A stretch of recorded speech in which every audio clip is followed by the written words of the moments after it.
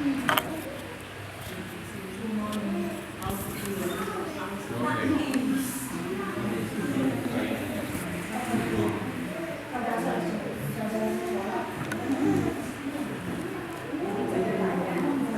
1 2.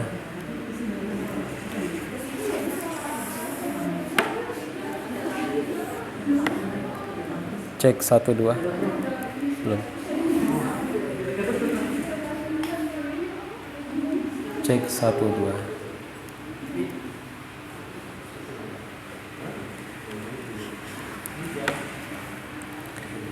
Bismillahirrahmanirrahim. Assalamualaikum warahmatullahi wabarakatuh. Alhamdulillahi rabbil alamin. Wa bihi nasta'in wa nastahdihi wa na'udzu billahi min syururi anfusina wa min sayyiati a'malina. May yahdihillahu fala mudilla lahu wa may yudlilhu fala hadiya lahu. Asyhadu an la ilaha illallah wahdahu la syarika lah wa asyhadu anna Muhammadan abduhu wa rasuluh la nabiyya wa la rasula ba'dah. Amma ba'du.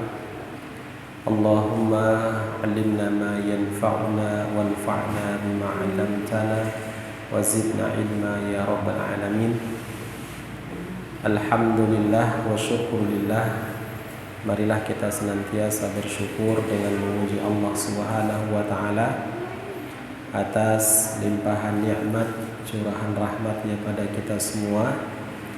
Pada malam ini kita masih diberikan kemudahan oleh Allah melaksanakan tugas utama kita di hadapan Allah, yakni menghambakan diri kepadanya, beribadah kepada Allah. Semoga seluruh ibadah yang kita lakukan diterima Allah Subhanahu wa taala. Amin ya rabbal alamin. Salawat dan salam semoga tetap tercurah limpahkan kepada baginda Nabi Muhammad sallallahu alaihi wasallam beserta keluarganya, sahabatnya dan siapa saja yang mengikuti tuntunan beliau sampai yaumil qiyamah. Jamaah Bapak Ibu rahimakumullah, mari kita awali majlis ini dengan membaca basmalah. Bismillahirrahmanirrahim. Gimana kabarnya Bapak Ibu, sehat? Alhamdulillah. Ketemu lagi sebulan sekali ya. Tema kita pada malam ini saya ambilkan sebuah ayat dari surat Yusuf ayat ke-9. Allah Subhanahu wa taala berfirman, A'udzu billahi minasy syaithanir rajim. Bismillahirrahmanirrahim. Uqtulu Yusufa awitrahu arda yakhlu lakum wajhu abikum wa takunu min ba'dihi qauman salihina. Artinya, kalian bunuhlah Yusuf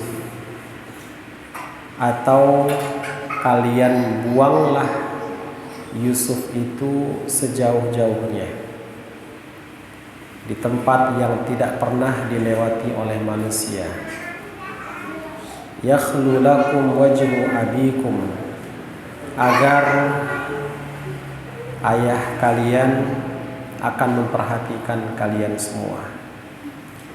Wa takunu min ba'dihi qauman salihina, dan kalian menjadi orang-orang soleh setelah melakukan pekerjaan ini. Wa takunu min ba'dihi qauman salihina, dan nanti kalian bisa bertaubat kepada Allah.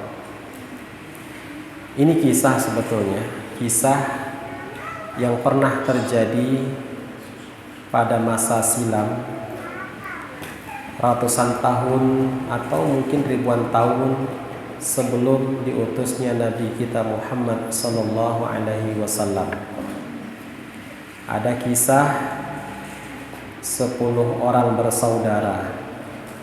10 orang bersaudara merencanakan rencana jahat. Ada makar, niat buruk yang akan dilakukan, ditimpakan kepada salah satu saudara mereka. Apa motifnya? Yang melatar belakangi 10 bersaudara ini merencanakan makar, rencana jahat adalah karena kecemburuan, karena kedengkian, iri dengan saudaranya, merasa bahwa ayahnya pilih kasih, merasa ayah tidak adil dalam memberikan perhatian, kasih sayang. Dari situ mereka yang bersepuluh ini kumpul, mereka rapat membicarakan apa rencana kira-kira yang akan kita lakukan. Di antara mereka ada yang mengusulkan, ini dia usulannya, ayat yang tadi dibacakan. Di antara yang 10 itu mengusulkan, gimana kalau kita bunuh saja Yusuf?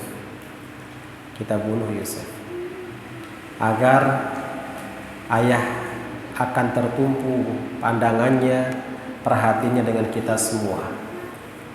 Atau opsi lain, kita buang dia sejauh-jauhnya. Nantinya ayah tidak akan melihat wajah dia lagi. Tentunya nanti akan memperhatikan kita semua. Menurut mereka begitu. Setelah ditimbang-timbang, setelah dipikir-pikir, sebenarnya mereka yang bersepuluh ini ada rasa takut melakukan rencana jahat karena dilakukan kepada saudaranya sendiri. Khawatir, takut nanti akan menimpa bencana apa yang akan menimpa kita karena melakukan kejahatan kepada saudara kita sendiri. Ketakutan itu kemudian hilang seketika karena di antara mereka yang 10 orang ini mengatakan, kita nanti usai dari melakukan kejahatan ini kan bisa kembali ke jalan yang benar.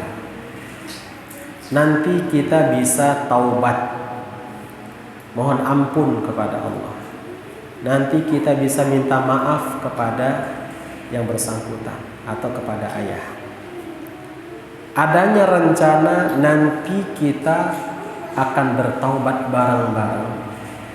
Adanya rencana kita akan kembali ke jalan yang benar setelah selesai melakukan kejahatan ini, membuat 10 orang yang bersaudara ini jadi berani melakukan makarnya. Hilang rasa takut. Ketakutan-ketakutan yang tadi ada pada mereka hilang. Kenapa? Karena ada rencana nanti kita bisa taubat.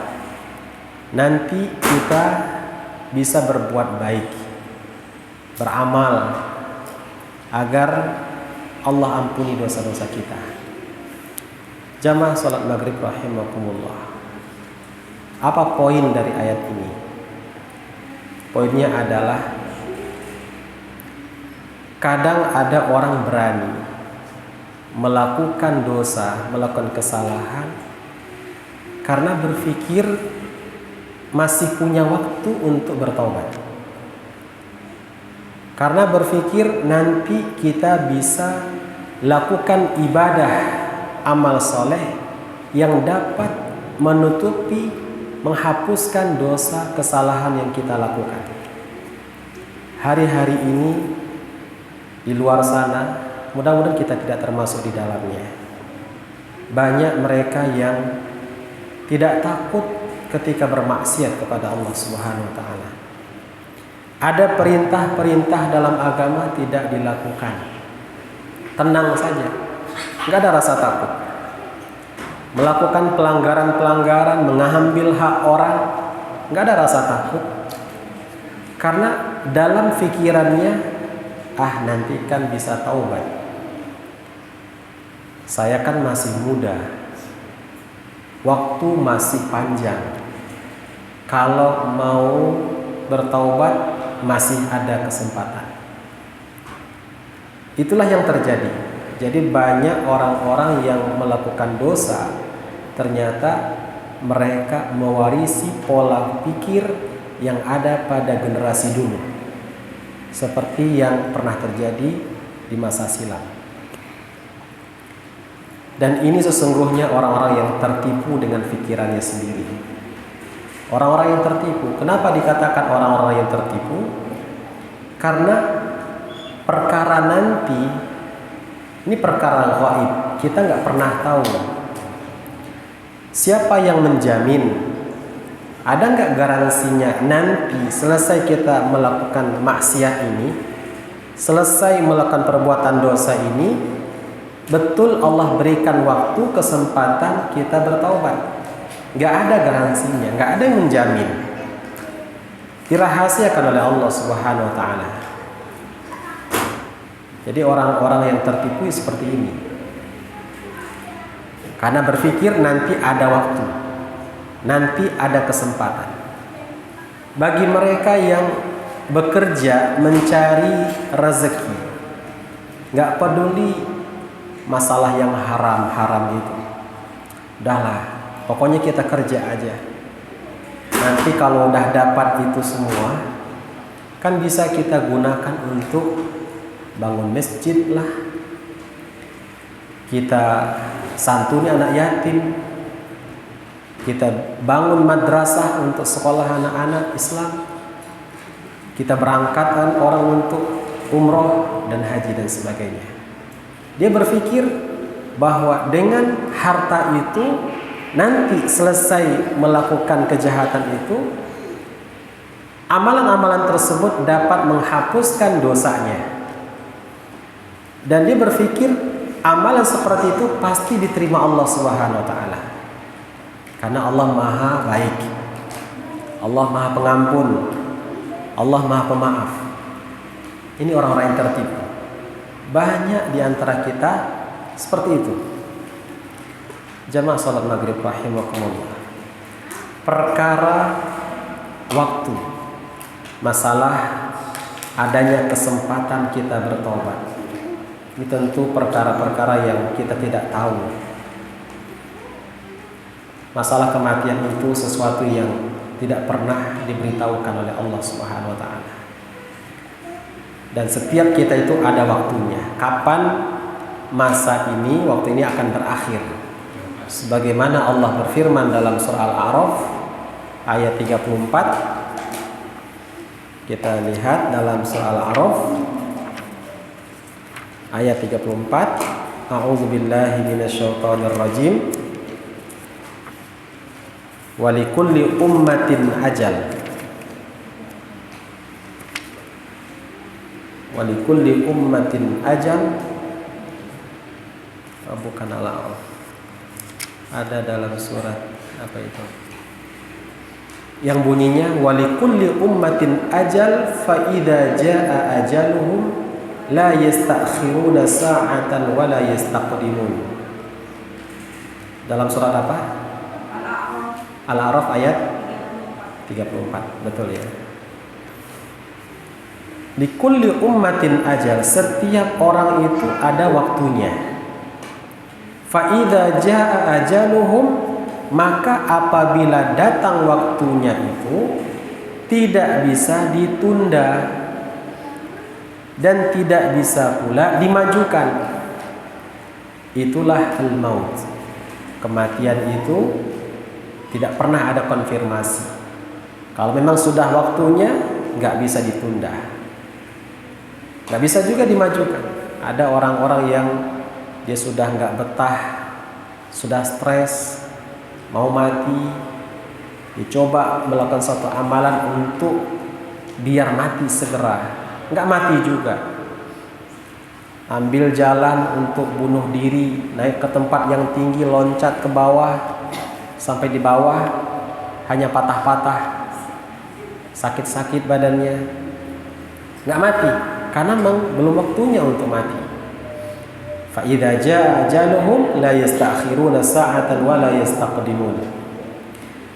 Jadi jangan sampai kita termasuk orang-orang yang tertipu. Jangan pernah berpikir kita masih punya waktu untuk bertobat kepada Allah. Jangan pernah berpikir kalau nanti kita beramal, amal kita diterima Allah Subhanahu wa taala, lalu dosa kita diampuni. Orang-orang yang tertipu itu mengatakan, nanti ada waktu kok. Kita akan lakukan amalan-amalan apa saja yang membuat Allah ridho. Dan ini pastinya korbannya setan. Setan itu kerjanya begitu.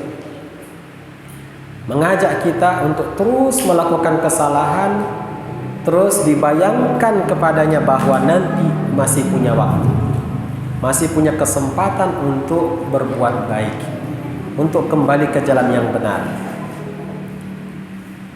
Bagi mereka yang ingat mati, bagi mereka yang ingat kematian, tentu nggak akan seperti itu.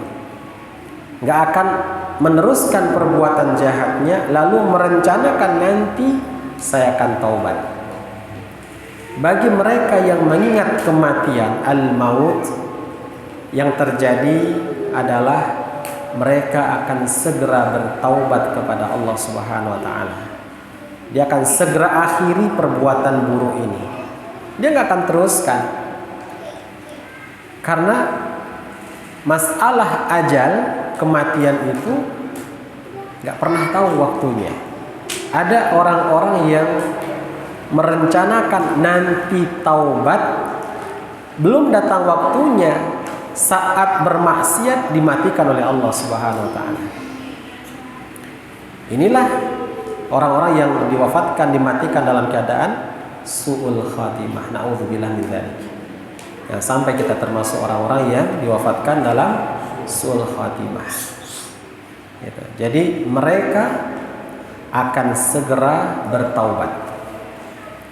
Lalu semangat ibadah nih. Orang-orang yang ingat mati itu semangat ibadah. Hilang malas. Berat kaki melangkahkan kaki ke musola itu hilang seketika. Malas mau baca Quran hilang seketika. Karena dia sadar saya akan mati. Bagi mereka yang melupakan kematian, yang terjadi malas-malasan. Dan juga yang terjadi kalau orang itu ingat mati, akan muncul sikap sifat ridho terhadap ketentuan Allah Subhanahu wa taala. Dia nerima apa saja yang Allah putuskan, yang Allah berikan kepadanya. Dia terima. Kalau orang itu melupakan kematian, dia nggak pernah ridho, nggak pernah berterima kasih, nggak pernah merasa cukup, kurang melulu. Dia lihat samping kanan kiri, wah saya juga pengen seperti dia, gimana caranya? Nggak pernah bersyukur. Dan itu akan dia kejar terus. Ini orang-orang yang lupa mati ini. Akhirnya capek sendiri, mengejar seperti yang diperoleh, diraih oleh saudaranya. Padahal bagian saudaranya belum tentu dia dapatkan. Karena Allah sudah tentukan kadar setiap hamba. Berapa jatahnya, berapa jumlahnya, Allah sudah tentukan. Di dalam sebuah tafsir disebutkan, seorang ulama besar, namanya Ad-Daqqaq. Namanya adalah Imam Ad-Daqqaq rahimahullah, mengatakan, man aktsara min dzikril mauti ukrima min salasah, ukrima bisalasah. Yang artinya, barang siapa yang banyak mengingat mati, maka akan dimuliakan dengan 3 perkara. Tadi yang sudah disampaikan. Apa 3 perkara itu? Bagi orang yang ingat mati, pertama, ta'jilut taubah. Dia akan segerakan bertaubat kepada Allah Subhanahu wa taala. Dia akan segerakan amal soleh. Dia akan segerakan tinggalkan maksiat. Tidak ada kata nanti. Nggak ada ntar nggak ada. Orang yang banyak mengingat mati dimuliakan dengan cara ini. Ta'jilut taubah. Pasti dia akan segera bertaubat. Yang kedua, an-nasyatu fil ibadah. Semangat ibadahnya. Dia sadar betul kita semua akan kembali kepada Allah. Kalau semua kita kembali kepada Allah, pasti nanti kita akan ditanya oleh Allah. Apa bekal yang kita bawa?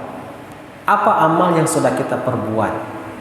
Orang yang ingat mati, dia akan kumpulkan itu bekalnya. Selalu berpikir amal saya masih sedikit, bekal saya masih minim. Makanya begitu ada peluang kesempatan dia lakukan. Nasyat artinya adalah semangat terus ibadahnya. Apapun keadaannya dia akan lakukan ibadah itu karena dia ingat mati. Yang ketiga, akan dimuliakan dengan ar-ridho. Ada sikap ridho, menerima, lapang dadanya, menerima keputusan Allah. Apapun yang Allah berikan kepadanya, dia terima. Dia bersyukur. Ini karunia dari Allah yang terbaik. Apa yang diberikan hari ini kepadanya, itulah yang terbaik buat dia. Inilah orang-orang yang dimuliakan dengan kebaikan bila ingat kematian. Kemudian barang siapa yang melupakan kematian akan dihukum, akan dihinakan dengan 3 perkara. Kebalikannya tadi. Kalau yang pertama tadi adalah ta'jilut taubah karena ingat mati. Ketika dia lupakan kematian, taswifut taubah. Taswif ini salah satu cara setan menggoda, menyesatkan Bani Adam, kita-kita ini. Taswifut taubah, menunda-nunda taubat. Dia akan sampaikan kepadanya, kamu kan masih muda, waktumu masih panjang, terus ajalah menikmati hidup ini. Teruslah lakukan apa yang kamu mau. Nanti kalau sudah tua taubat. Masih punya waktu. Ini orang-orang yang melupakan kematian, dia akan dihinakan dengan apa? Taswifut taubah. Ya, tunda-tunda taubat. Yang kedua, kebalikannya adalah at-takasul fil ibadah. Bagi mereka yang ingat mati, semangat ibadahnya. Bagi yang melupakan kematian, malas saja bawaannya. Ini hukuman sebetulnya. Dan yang ketiga adalah adamur ridho. Dia nggak pernah terima. Akhirnya setiap waktu digunakan untuk mengejar dunia. Padahal bagian dunia itu tidaklah akan didapatkan kecuali memang itulah bagiannya dia. Masing-masing hamba itu punya ketentuan. Sudah ada kadarnya.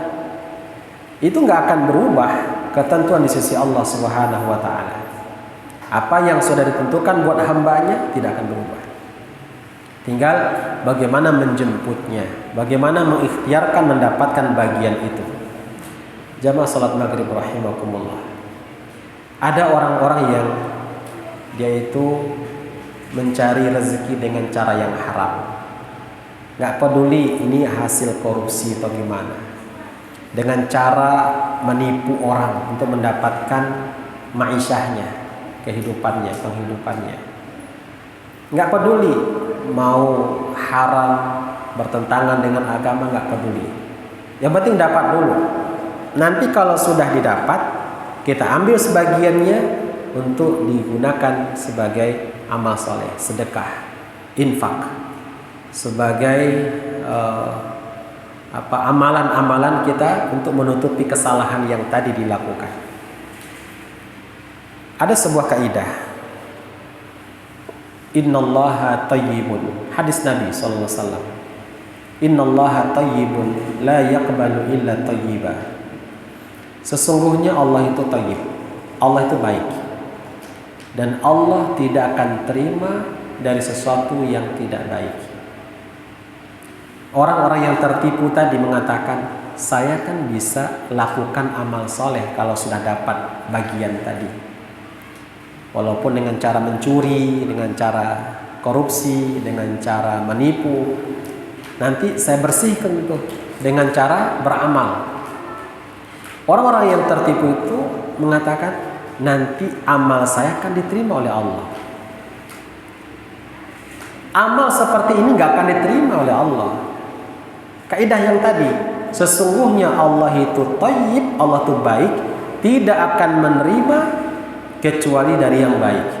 Karena dengan cara haram mendapatkan hartanya, dengan cara mencuri, lalu digunakan untuk amal soleh, Allah nggak akan terima.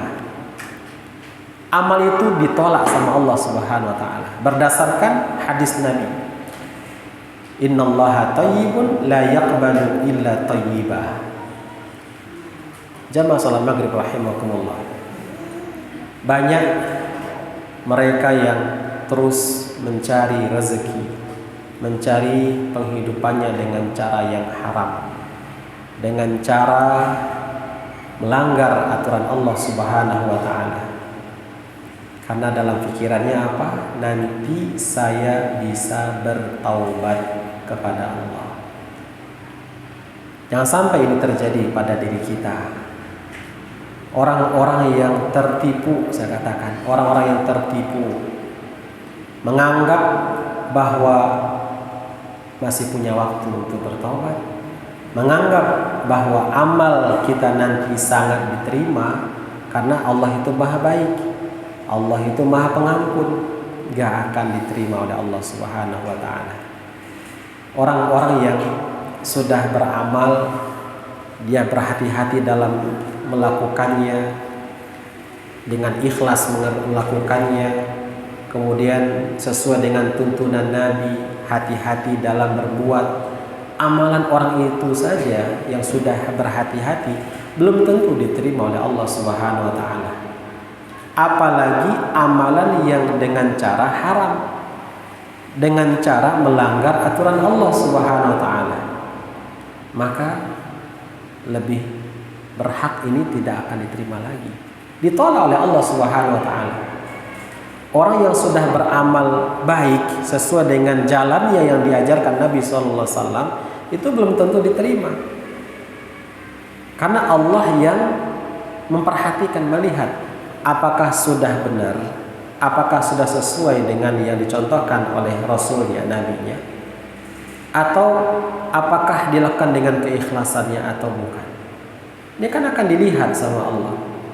Kalau misalnya ada yang kurang, gak diterima, sia-sia. Apalagi mereka yang benar-benar melakukan pelanggaran, bermaksiat di hadapan Allah Subhanahu Wa Taala, amalnya tidak akan diterima, amalnya akan ditolak. Banyak cerita orang-orang yang tadinya masih sehat, terus melakukan apa saja yang dia mau dalam mencari rezeki, nggak peduli. Dalam pikirannya nanti kalau udah pensiun saya akan ke masjid. Kalau sudah longgar saya akan lakukan amalan-amalan soleh. Begitu sudah pensiun, apa yang terjadi? Ketika sudah pensiun, lemah semuanya, nggak mampu untuk dilakukan, tinggal rencana saja. Yang tadinya di waktu muda merencanakan, nanti aja taubatnya kalau sudah pensiun, kalau sudah tua. Tahukah kita, orang-orang yang di usia tua itu, mereka masih istiqomah beramal, beribadah kepada Allah, itu bukan instan, bukan sesuatu yang bisa diciptakan, dilakukan. Orang-orang tua yang terus beribadah, konsisten dia, istiqomah dalam beribadah, itu karena terbiasa sebelumnya. Karena sudah membiasakan diri untuk beribadah kepada Allah di usia mudanya. Sehingga ketika di usia tua, dia bisa lakukan itu, mempertahankan amal. Bahkan ketika tidak dilakukan amal itu merasa ada yang kurang, karena sudah terbiasa. Dan dengan kebiasaan itu pula nanti Allah Subhanahu wa taala akan matikan hambanya. Apa yang biasa dilakukan oleh hamba itu, maka seperti itulah nanti keadaannya di akhir hayat. Jadilah husnul khotimah, karena di akhir hayatnya melakukan amal saleh.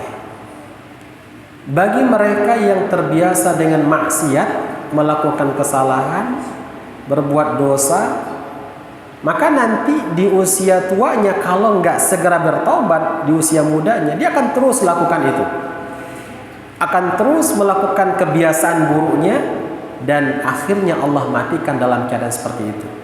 Jadilah su'ul khatimah. Mungkin kita pernah dengar atau sering dengar, tiba-tiba fulan, seorang kawan kita, meninggal ketika di masjid. Mendengar kabar fulan meninggal ketika lagi ngaji. Dapat kabar meninggal ketika sedang membantu orang dalam amal-amal saleh. Itu bukan sesuatu yang tiba-tiba, yang instan. Itu Allah berikan ridho kepadanya karena dia terbiasa melakukan sebelumnya, sehingga dimatikan dalam keadaan yang biasa dilakukannya.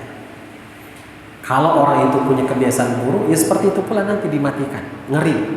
Kita dengar kabar ada orang yang meninggal ketika lagi olahraga, karena hobi olahraga, nggak peduli waktu. Malam yang harusnya untuk beristirahat masih sempatkan juga. Hak untuk keluarganya berkurang karena hobi. Meninggalnya di lapangan olahraga.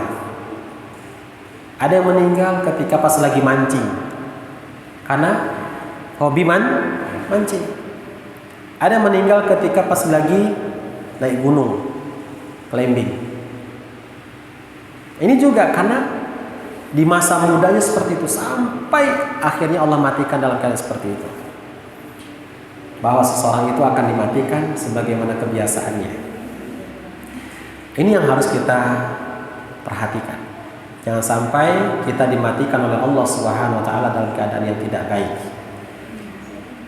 Orang-orang yang di usia tua dia bisa berbuat baik karena Allah berikan ridho, rahmat kepadanya. Bagi mereka yang merencanakan taubat nanti di usia tua, ini orang-orang yang tidak sadar bahwa kalau sudah tua itu mengalami penurunan.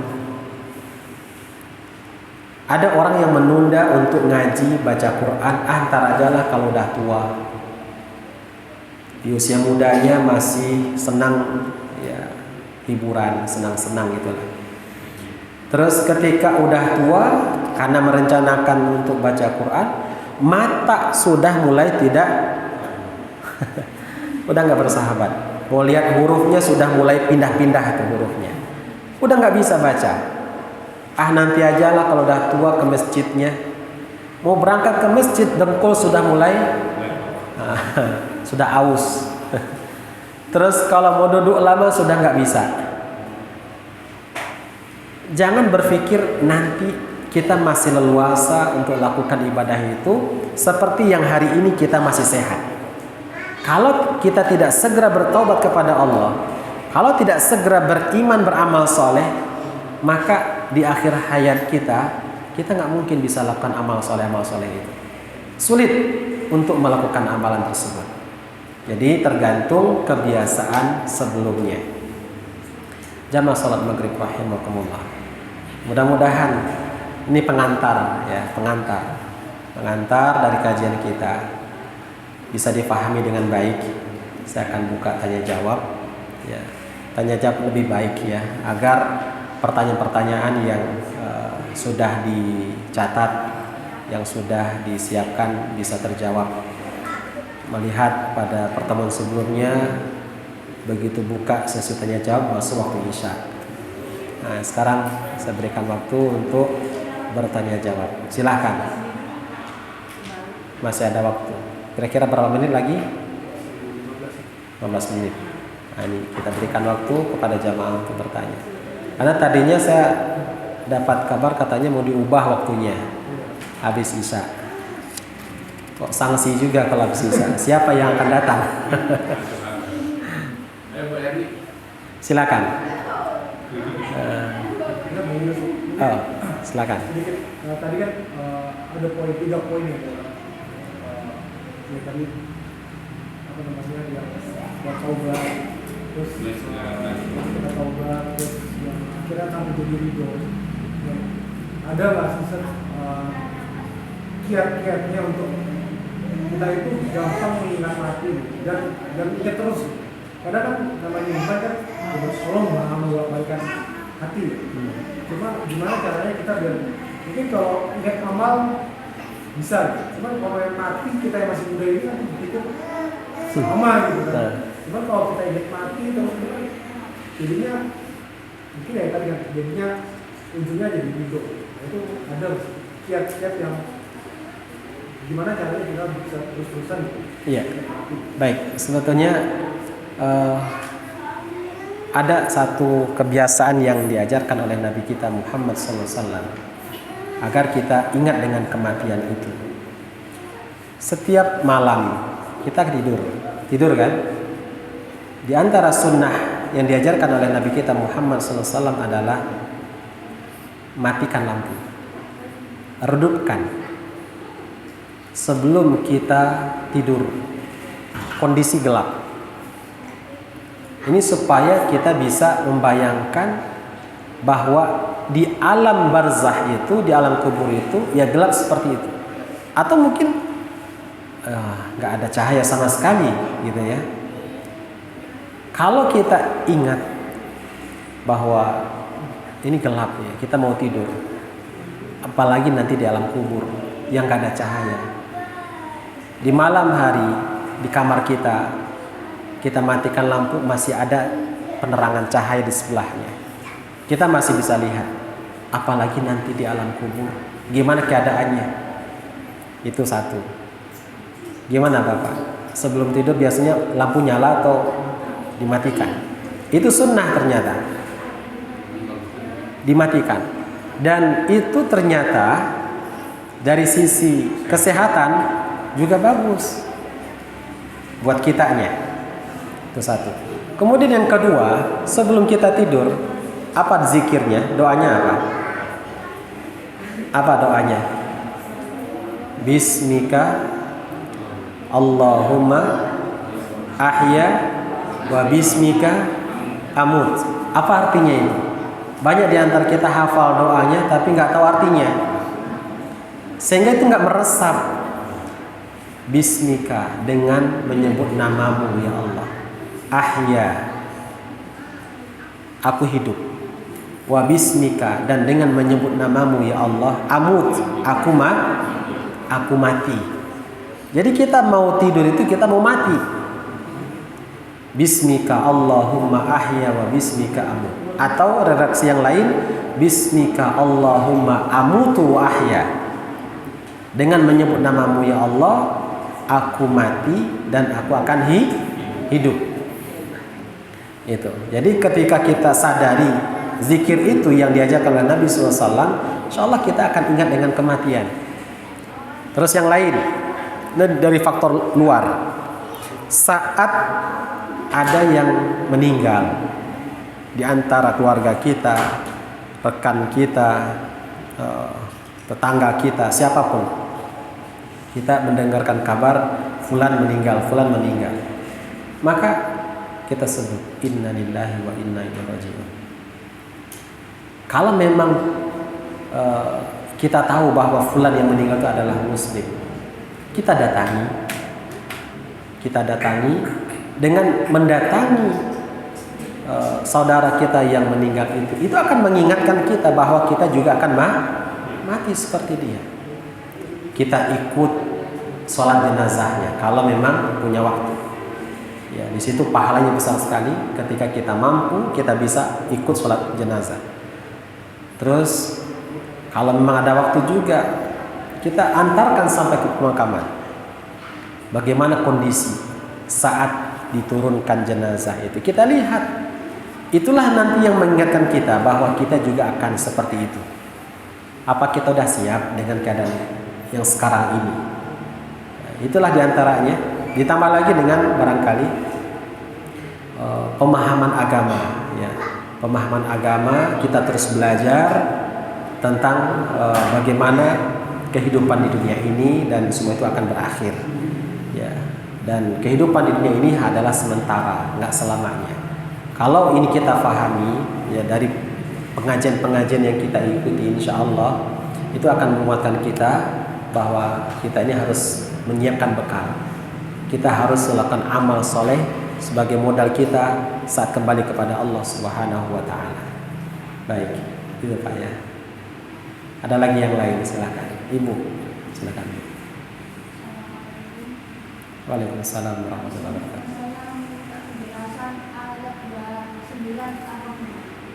29 Ar-Rahman.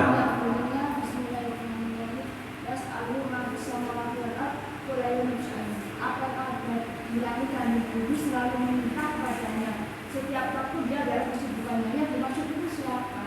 Malaikat atau manusia yang selalu sibuk itu? Terima kasih. Kita lihat Ar-Rahman Ayat 29. ayat 29. Ibu sering baca surah Ar-Rahman ya? Insyaallah.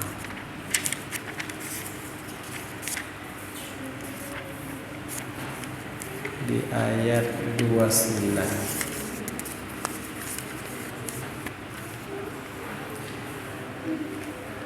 A'udzubillahi minasyaitonir rajim. Yas'aluhu man fis samawati wal ardi kulla yawmin huwa fi sya'an. Yas'aluhu, bertanya atau meminta kepadanya siapa saja yang ada di langit dan yang ada di bumi. Kulla yawmin huwa fi sya'an, setiap hari dia dengan kesibukannya, ada dalam urusannya. Siapa yang dimaksud, itu yang ditanyakan ya Bu. Kulla yawmin huwa fi sya'an. Dari tafsir yang pernah saya baca bahwa yang dimaksud ini adalah Allah Subhanahu wa Ta'ala. Allah Subhanahu wa Ta'ala, ada juga yang menjelaskan itu adalah malaikat. Untuk lebih jelasnya saya akan buka tafsir ya. Tafsir As-Sa'di.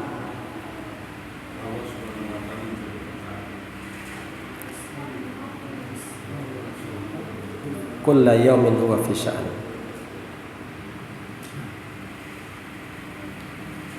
Kulla yawm.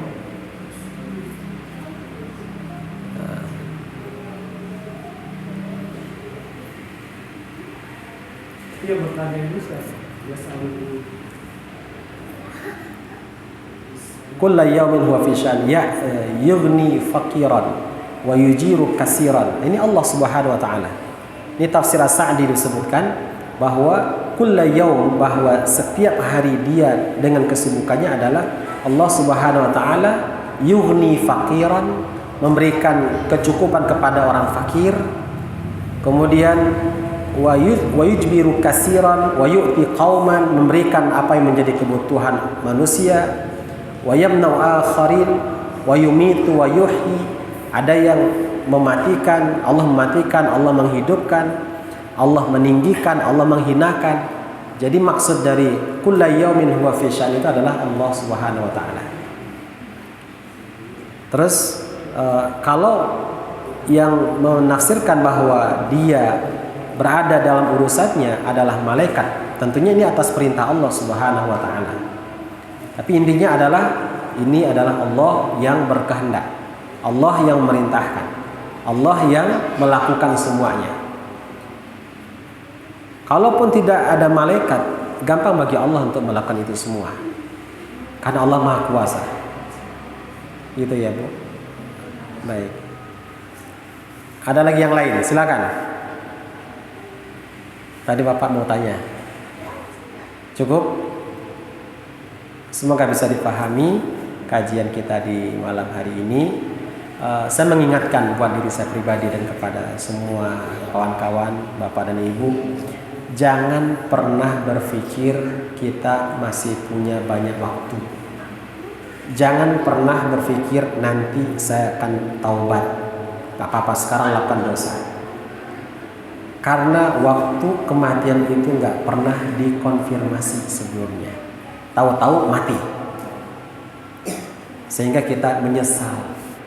Masih banyak kekurangan-kekurangan kita. Kita hanya bisa merencanakan. Allah punya keputusan lain. Makanya jangan sampai kita tertipu. Caranya gimana biar kita nggak tertipu? Ingat mati. Kalau kita ingat mati, insya Allah kita akan terus semangat ibadah. Kita akan segerakan bertaubat kepada Allah. Kita akan merasa cukup, berterima kasih apa saja yang Allah berikan pada kita hari ini. Baik, cukup ya. Sudah masuk waktu Isya. Mudah-mudahan bermanfaat apa yang disampaikan pada malam hari ini. Mari kita tutup dengan membaca doa kafaratul majlis. Subhanaka Allahumma wa bihamdika asyhadu an la ilaha illa anta astaghfiruka wa atubu ilaik. Wassalamualaikum warahmatullahi wabarakatuh.